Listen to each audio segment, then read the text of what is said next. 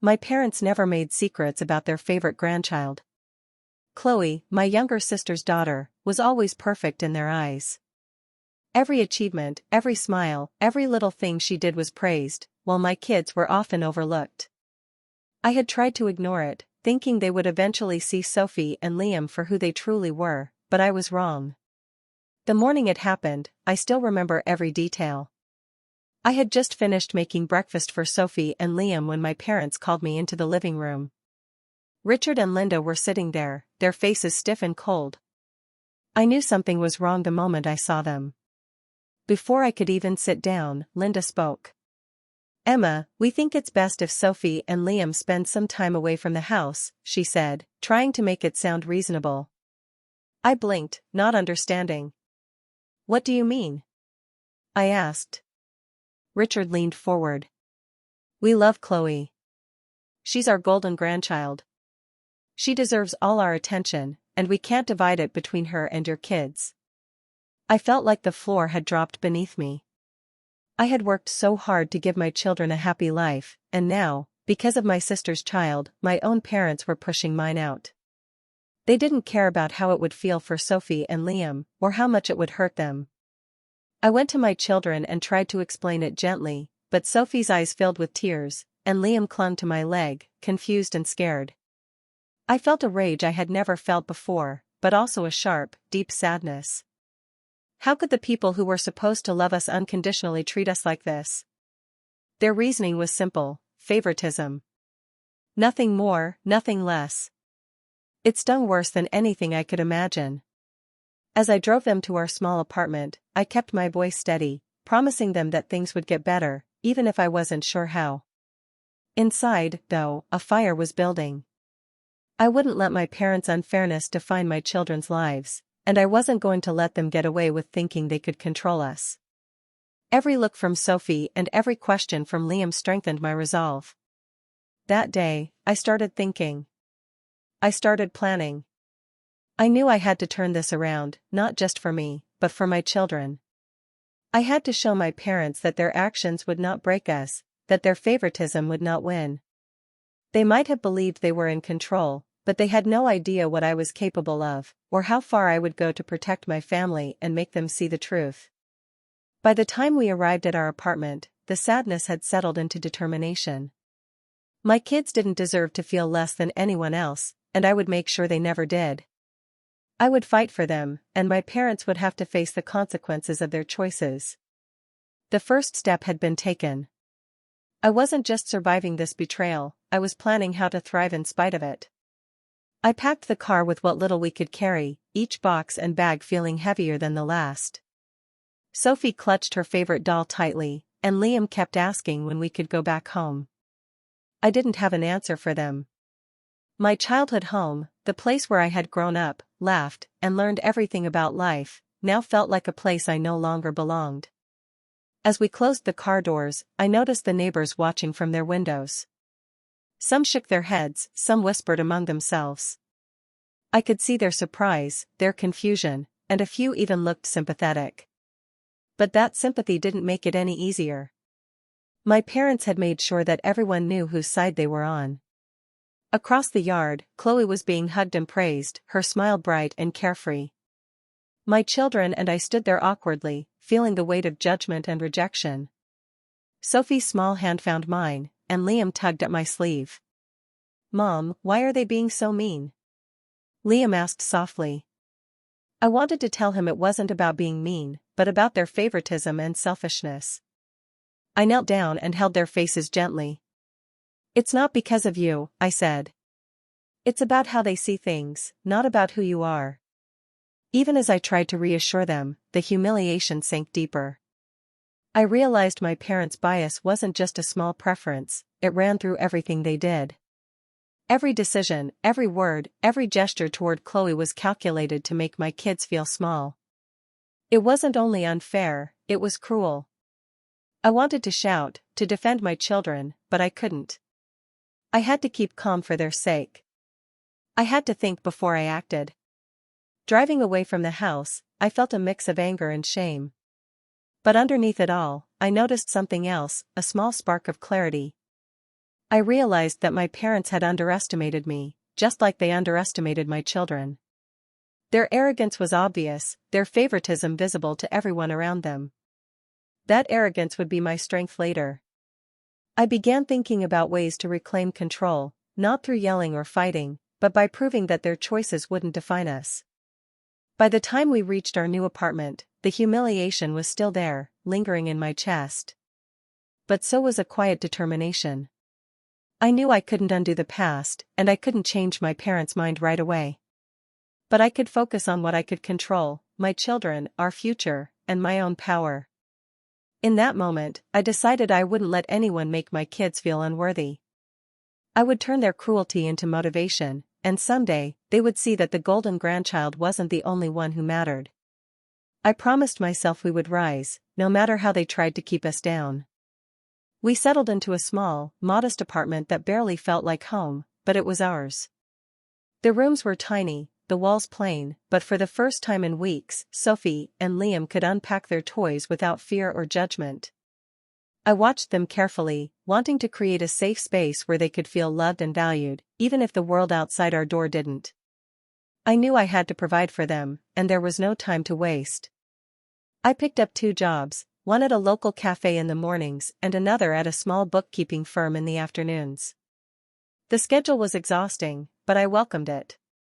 Each paycheck, each small success, felt like a step toward proving to myself that we could survive, and even thrive, despite my parents' betrayal. Sophie and Liam watched me work hard, and I could see pride in their eyes, mixed with curiosity. They were learning what determination looked like firsthand. One afternoon, while I was organizing papers at the office, I ran into Marcus, an old friend from childhood.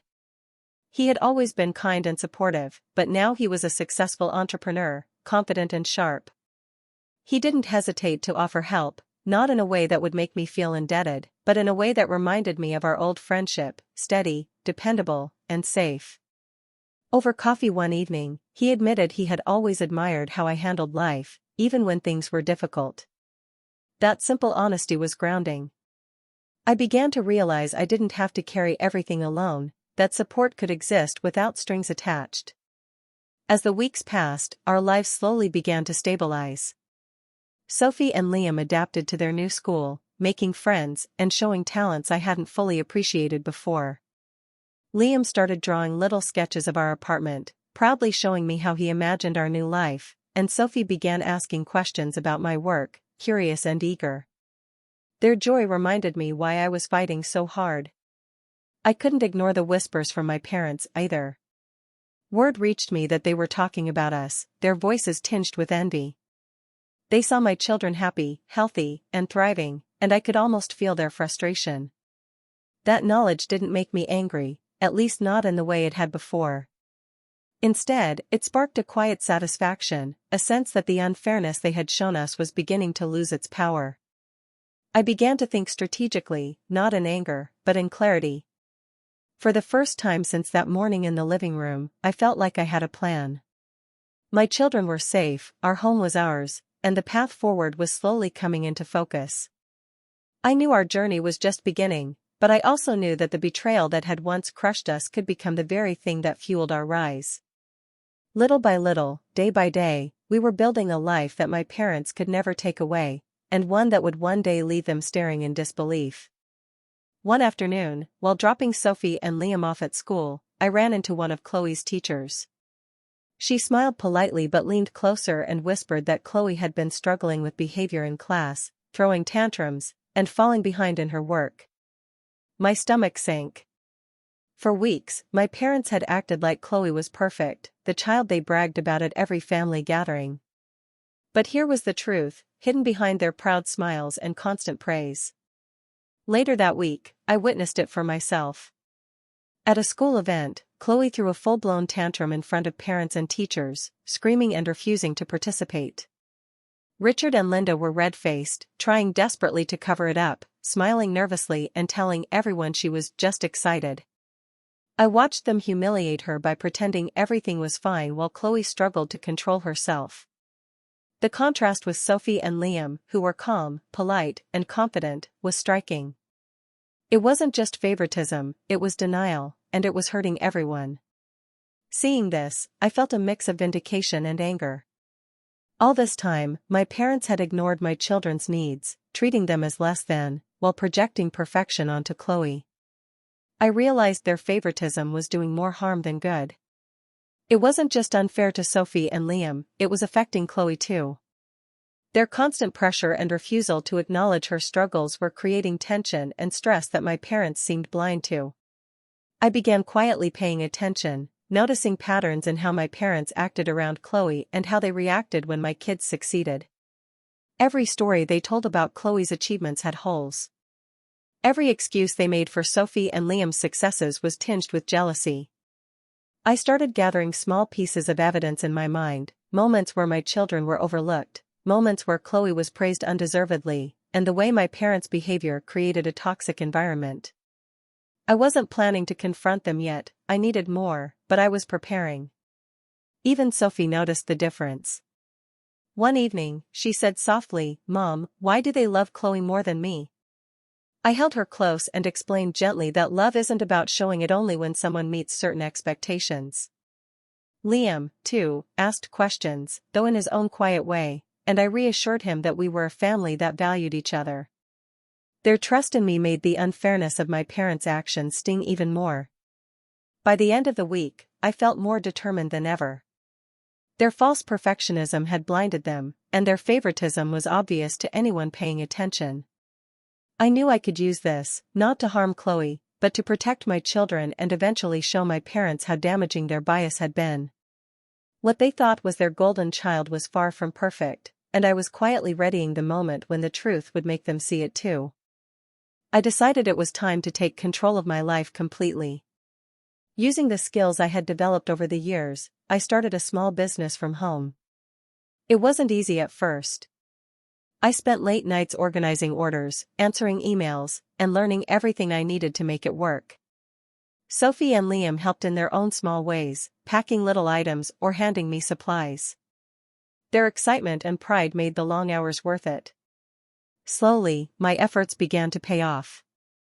The business grew, bringing in enough income to make life more comfortable for us. With the business taking off, I finally had the means to buy a house.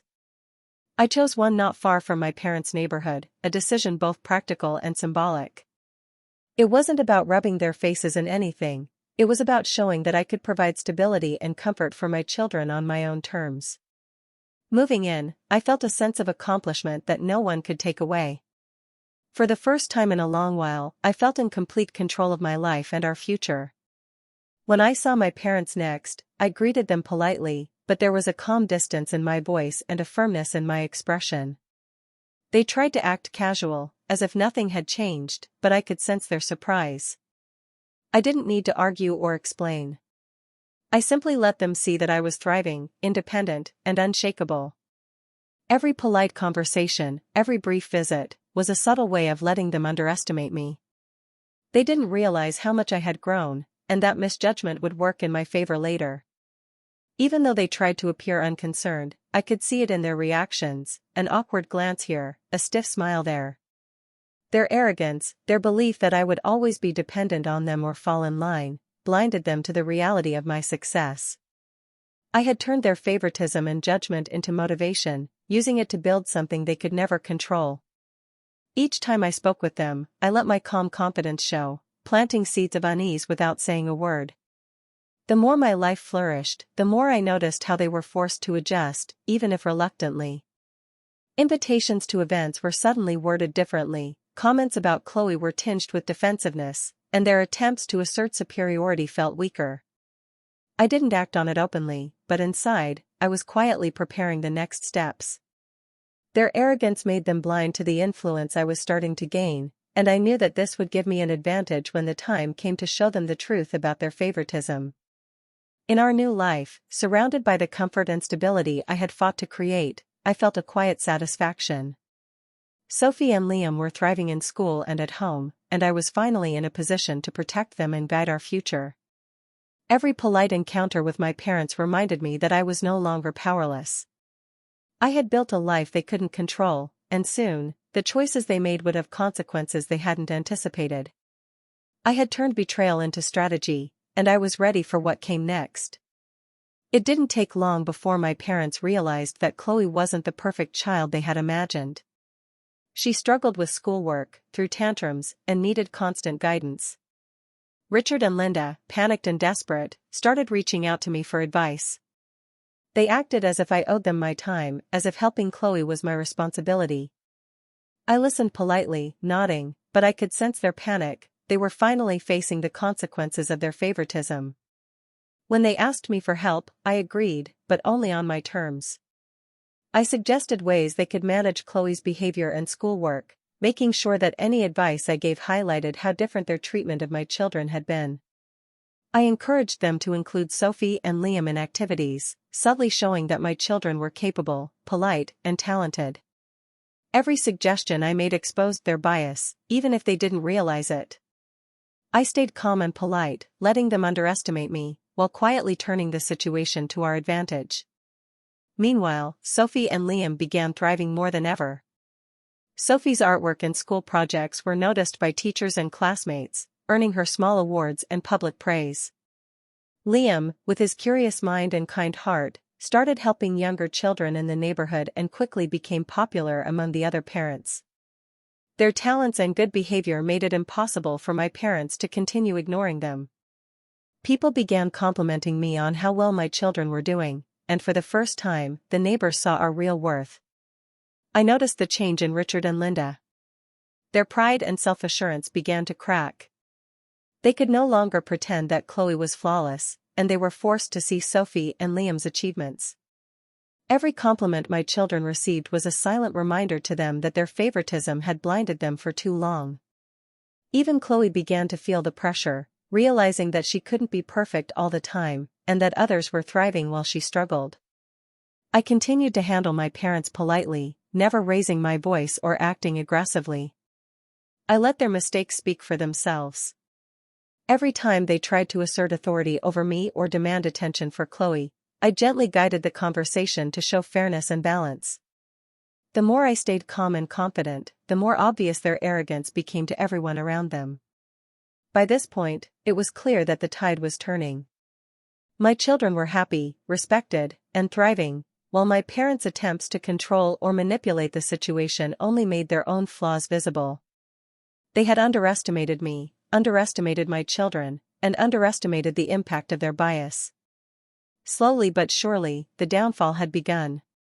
What had started as a cruel act of favoritism was now unraveling in front of their eyes, and I was ready to guide the next steps toward fairness, recognition, and eventual justice for my children.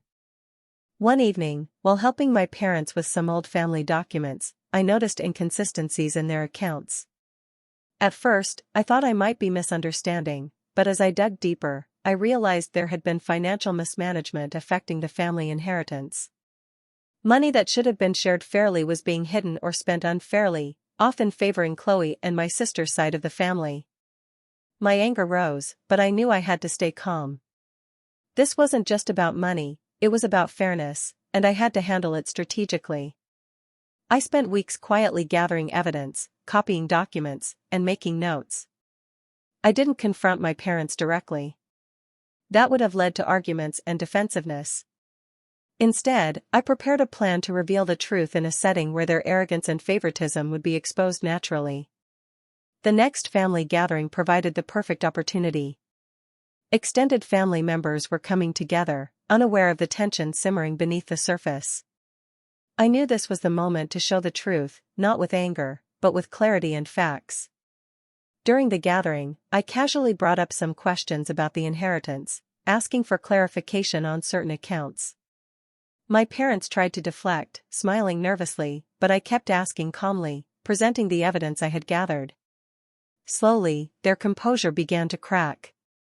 Other family members started noticing the discrepancies too, asking questions, and connecting the dots. I stayed calm and polite, letting the facts speak for themselves. By the end of the discussion, Richard and Linda were left embarrassed, unable to explain the mismanagement without looking foolish. The tension in the room was palpable.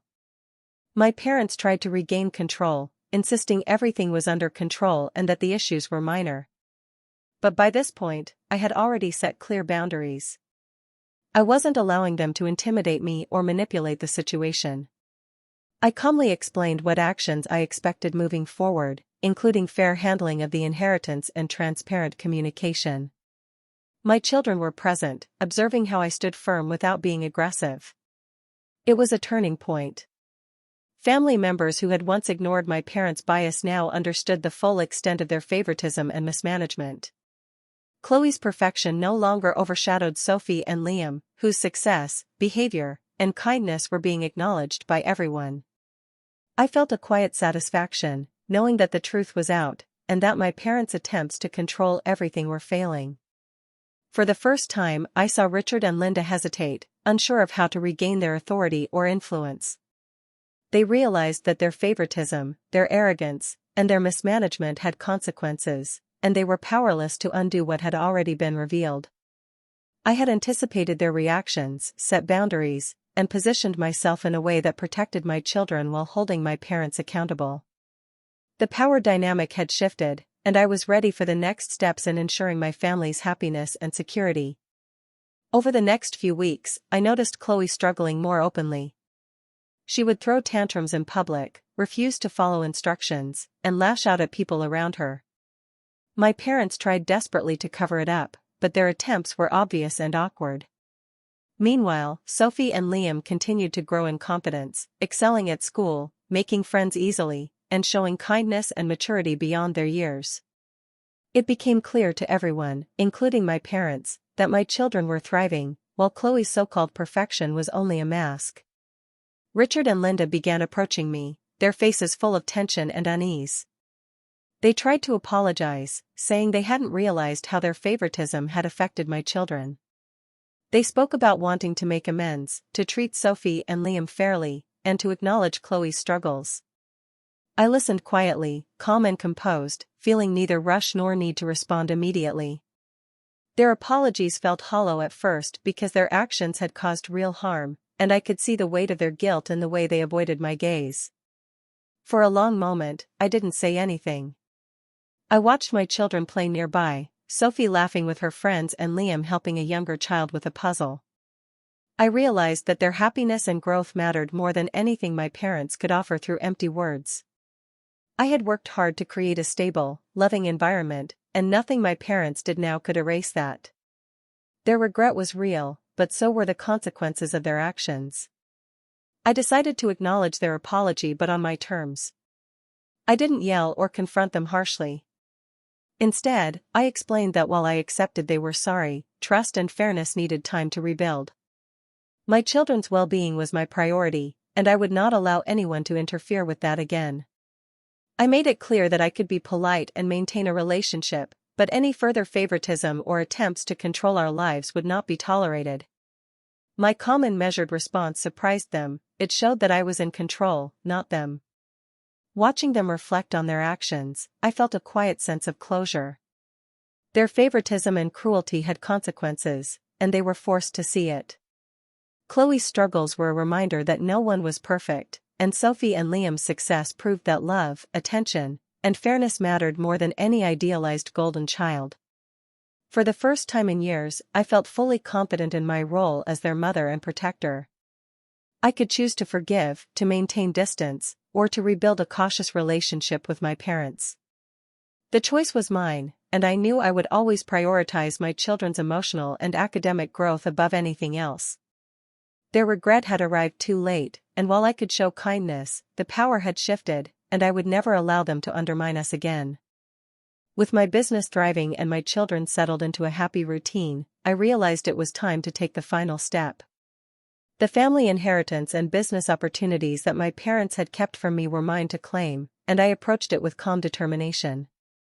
I had spent years working hard, proving my capabilities, and now I could use that strength to secure what was rightfully ours.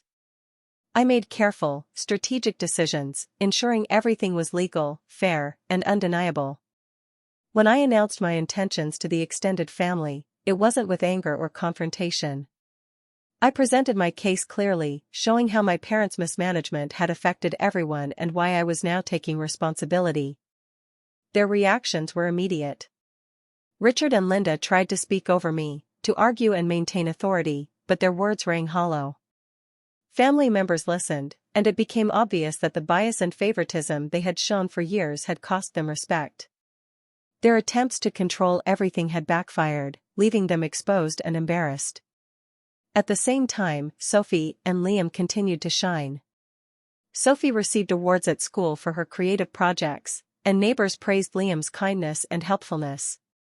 Their growth and accomplishments were visible to everyone around us, proving that the love, attention, and guidance I had given them mattered far more than favoritism or titles.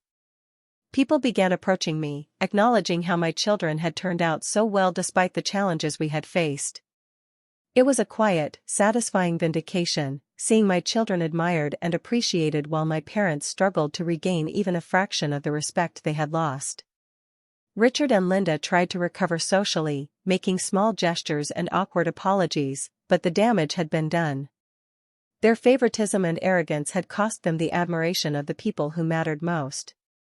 They realized, too late, that their obsession with Chloe as the golden grandchild had blinded them to the value of their own grandchildren, Sophie and Liam.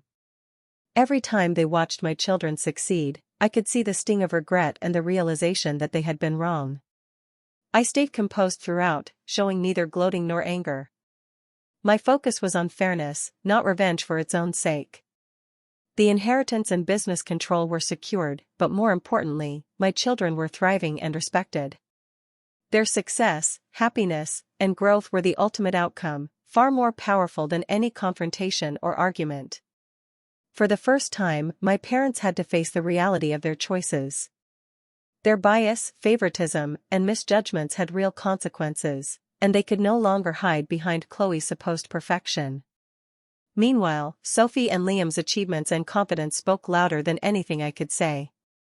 Their success proved that nurturing, fairness, and hard work were far more important than favoritism. I felt a sense of closure and quiet satisfaction, knowing that my family was finally secure, respected, and thriving, and that my parents' mistakes had shown everyone, including themselves, the true cost of their actions. Life in our new home settled into a rhythm of peace and happiness. Sophie and Liam laughed freely, played without fear, and thrived in school and in our neighborhood. There was no shadow of favoritism, no whispers of comparison, just love, guidance, and encouragement. For the first time in years, I felt truly free to focus on my children and our lives without worrying about my parents' interference or judgment. Richard and Linda had no choice but to accept the changes. They watched, often silently, as their previous control slipped away. My polite but firm boundaries made it clear that our family's happiness was not negotiable. They tried to engage, to rebuild some connection, but it was different now. I had earned autonomy, and they had to respect it.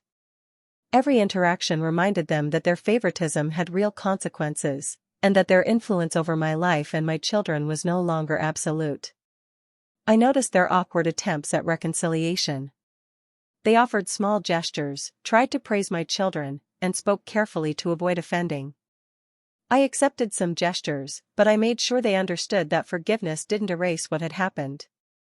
I could forgive when I was ready, but I would never forget the lessons we had all learned from their bias. Sophie and Liam's confidence and joy were living proof that our family could thrive without their approval, and that no favoritism could diminish our worth. Watching my children grow stronger every day, I realized that the ultimate victory wasn't about revenge, it was about protection, growth, and fairness. The home we built together was a safe space where they could learn, explore, and feel loved. The mistakes my parents made were now lessons, showing us what not to repeat. Their regret was visible, and they had to confront it in every glance at my children, in every neighborhood gathering, and in the quiet moments when they realized their choices had isolated them. I felt a quiet, satisfying sense of closure. The past could not be changed, but the future was ours to shape. My children were thriving, respected, and loved, and our family was finally whole. My parents had learned the hard way that favoritism and arrogance have consequences, and that they could no longer dictate the worth of my children.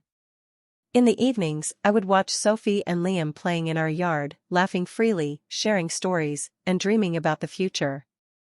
I felt pride, relief, and gratitude all at once. I knew that whatever my parents thought or felt, it no longer had power over our lives. I had protected my children, built a life of stability and love, and reclaimed the respect that had been denied to us. I took a deep breath, feeling the weight of the past lift. I lost nothing, I thought, smiling at Sophie and Liam, and my kids gained everything they deserved, while my parents finally realized their golden grandchild wasn't so golden after all.